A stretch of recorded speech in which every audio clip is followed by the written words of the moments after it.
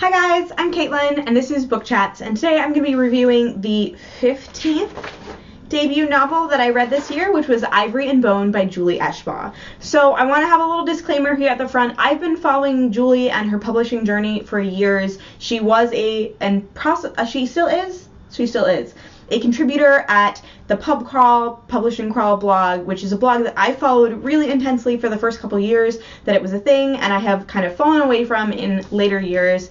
I also recommended their podcast in a previous video.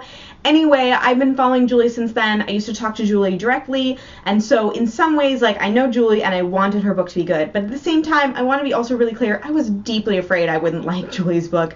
I didn't actually think I would pick it up. I was never really interested in it. I am not someone who's like, prehistoric book, I must read. I thought the prehistoric premise was not very interesting to me, and I actually probably wasn't going to pick it up because I was so afraid I would dislike it, until Trina from Between Chapters mentioned that there are flavors of a Pride and Prejudice retelling in this book, and that made me be like, what?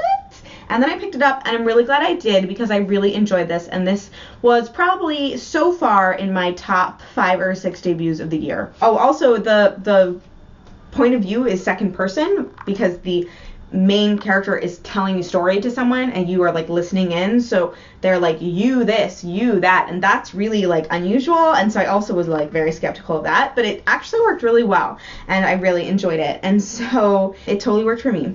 So what is this story? So this is a vaguely Pride and Prejudice inspired, but don't go in thinking it will be a retelling of Pride and Prejudice story that is set in a prehistoric era, presumably the west coast of North America, but I just made that up, so probably not. Probably not. So I just spent a bunch of minutes trying to explain this story, and I was doing a really bad job, so I'm just gonna send you to the description on Goodreads for it, but I do want you to know that some people thought this book, they heard prehistory or that it's prehistoric, and they were thinking cavemen, and it's not who, me, Jane, you, Tarzan, or caveman in that way. It is prehistoric, and that it happens before recorded history, but that does not mean in the part of the world that it is in, but that does not mean that, and it is a hunter-gatherer groups of people, but that does not mean that it's pre-human, if that makes sense. Anyway, just want to clarify, I really enjoyed it. I liked a lot of things about it. I liked the way that it had flavors of Pride and Prejudice in it, and I liked seeking them. I liked the main character and the main female character and the way that they did or didn't fail or succeed in communicating with each other. And I was surprised by how much I enjoyed it, and I'm really glad that I read it. So that was probably a review that doesn't really tell you anything about the book or anything. I'm sorry, Renee.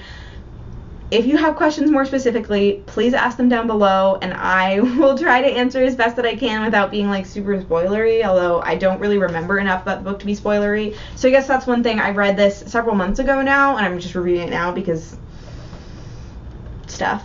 Anyway, I can't remember names of characters, and I can remember many plot points, but not all of them, and so I definitely think it is an interesting and good and enjoyable book, but not particularly memorable in my case. So take that as you will, but I definitely consider it in the top half of debuts that I've read so far this year, so also take that as you will. And thank you so much for watching. Sorry this was such a useless review. Talk to you later. Bye!